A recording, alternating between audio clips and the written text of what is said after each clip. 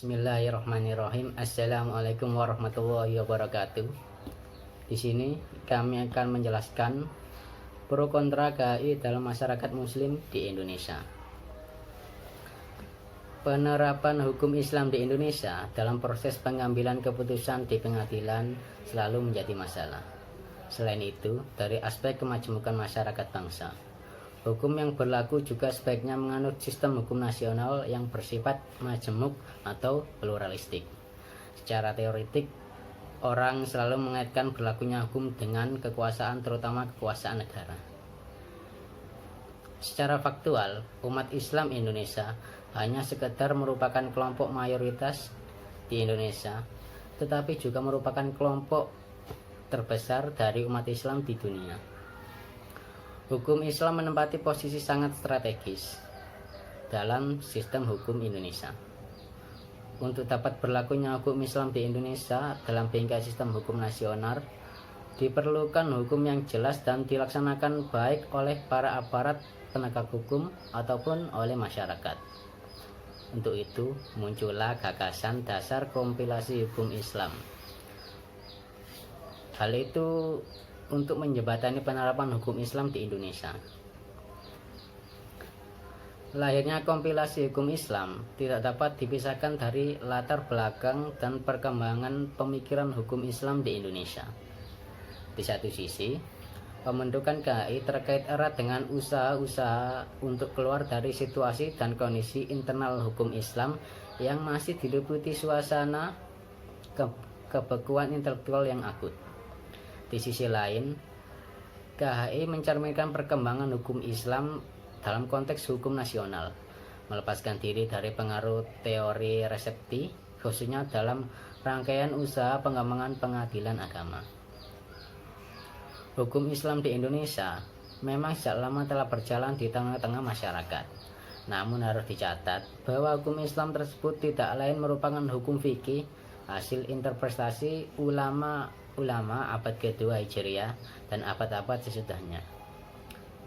Pelaksanaan hukum Islam sangat diwarnai suasana taklid serta sikap fanatisme mazhab yang cukup kental. Ini makin diperparah dengan anggapan bahwa fikih identik dengan syariah atau hukum Islam yang merupakan wahyu aturan Tuhan, sehingga tidak dapat berubah.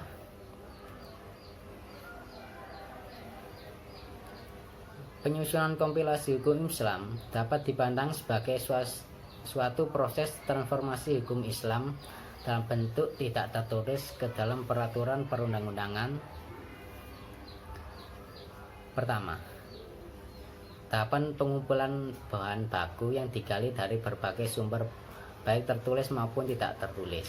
Kedua, tahapan perumusan yang didasarkan kepada peraturan perundang-undangan yang berlaku dan sumber hukum Islam, yaitu Al-Quran dan Sunnah Rasul, khususnya ayat dan teks yang berhubungan dengan substansi KHI. Kelayakan kompilasi hukum Islam untuk dijadikan pedoman dalam penyelesaian masalah dalam masyarakat, khususnya di kalangan umat Islam, berhubungan timbal balik dengan unsur lainnya.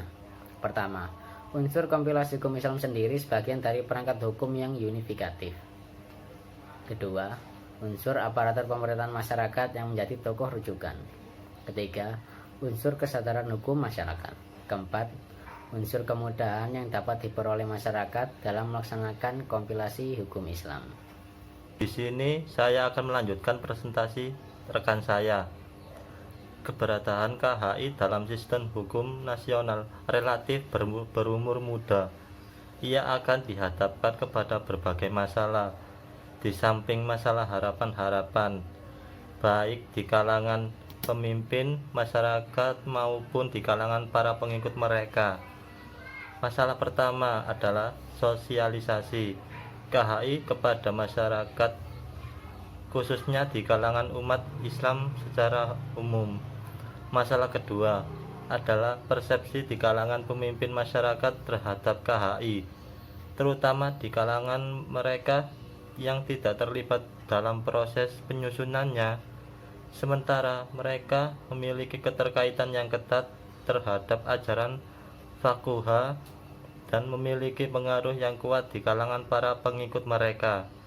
Masalah ketiga adalah kemungkinan terjadi pembenturan antara KHI dengan struktur dan pola budaya masyarakat, khususnya di bidang kewarisan.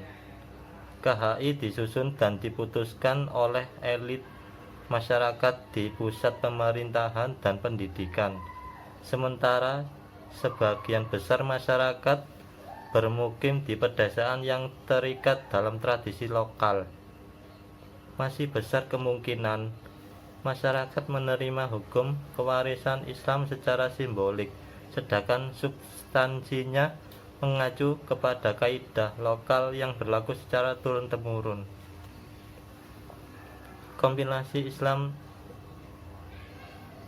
hukum Islam dianggap sebagai satu di antara sekian banyak karya umat Islam di Indonesia dalam rangka memberi arti yang lebih positif bagi kehidupan beragamnya dalam rangka kebangkitan umat Islam di Indonesia.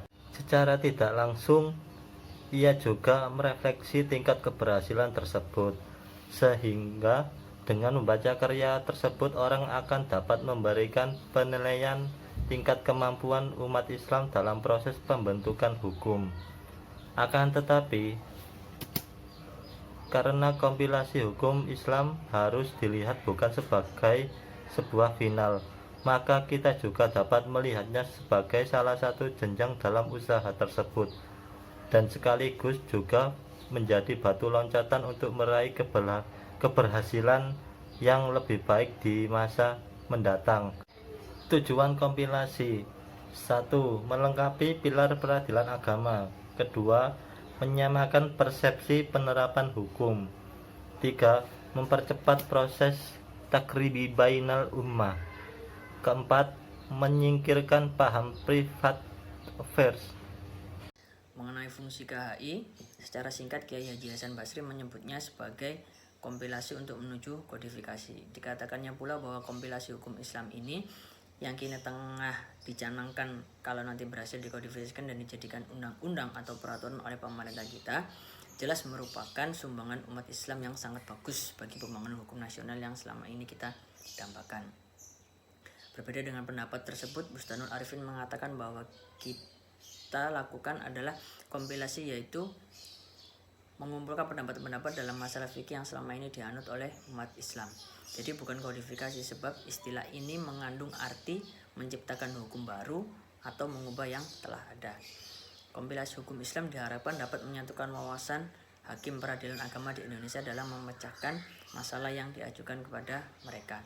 Selain itu, seperti yang dikemukakan oleh almarhum Wasid Aulawi, kompilasi hukum Islam ini mudah-mudahan dapat memenuhi asas manfaat dan keadilan berimbang yang terdapat dalam kompilasi hukum Islam, mengatasi berbagai masalah khilafiyah atau perbedaan pendapat, untuk menjamin kepastian hukum dan mampu menjamin bahan baku dan berperan aktif dalam pembinaan hukum nasional. Kompilasi hukum Islam terdiri dari 3 buku.